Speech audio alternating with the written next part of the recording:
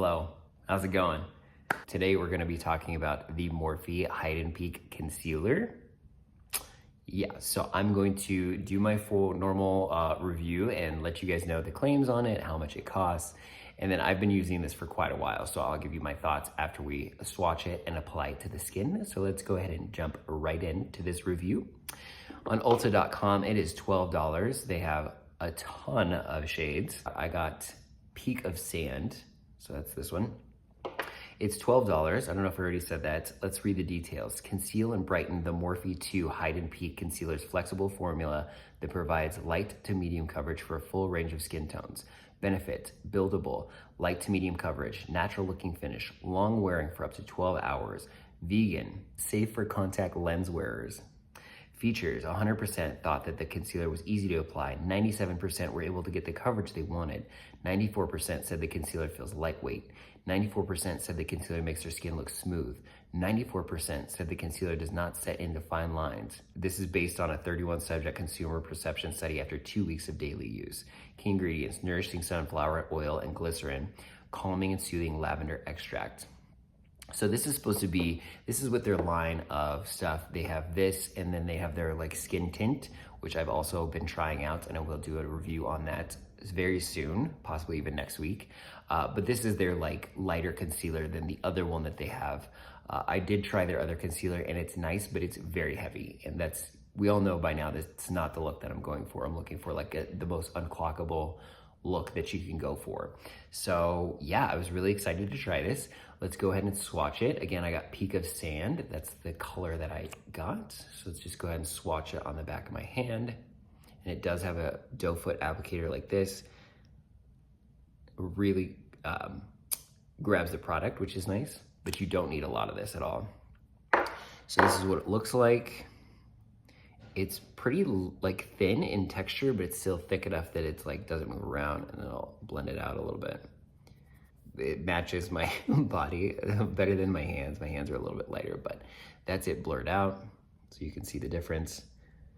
Like it's just very light coverage, but when it's concentrated, it does exactly what it's supposed to. So let's go ahead and add it to the face, and I'll just show you. I'll just do it to one side, and then you can see. So I just do like 2 dabs like that. You definitely don't need a lot. I definitely, when I started, did like too much.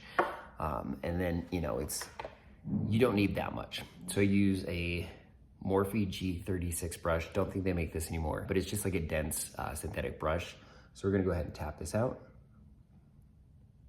Tap, tap, tap. And I think I've said this before, but I like to bring it all the way out here because I have discoloration here, and then into the inner corner, and then right up to that lash line. Just look up and tap, tap, tap, tap. And then any excess, maybe on the lid a little bit. So that's it. Like it blends out so quick.